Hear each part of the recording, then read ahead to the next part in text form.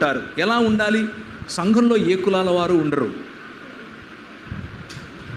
గుర్తుంచుకోండి ఈ విషయం. సంఘములో ఏ కులానికి చెందిన వారు ఉండరు. సంఘములో మనుష్యులు మాత్రమే ఉంటారు.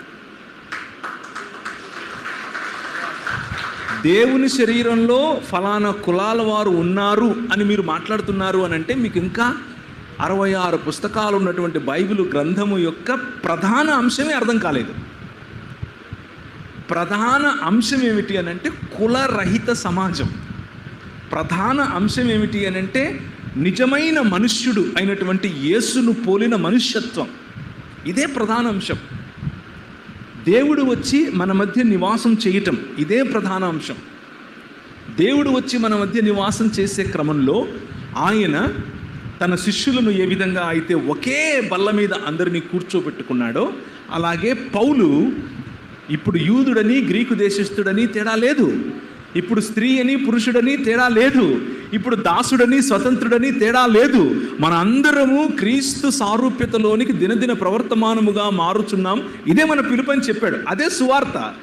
అది మర్చిపోయి సంఘంలో ఏ కులం అని అడుగుతున్నాము అని అంటే మనకు ఇంకా ఎక్కడో ఎక్కలేదు. ఇంకా ఎక్కడో మనకు ఆ పాత నీరు ప్రవహిస్తోంది. ఈ గోదావరి అంత ఈజీగా పోదు. మధ్య మధ్యలో పులసలు కూడా వస్తుంటాయి. ఆ పులసలు వచ్చినప్పుడు కొంచెం మనలో రోషం పెరుగుతూ ఉంటుంది. నేను ఫలానా, లేదు నువ్వు మనిషివి, నేను మనిషిని. ఇదే సువార్త, ఇదే బైబిల్ చెప్పేది.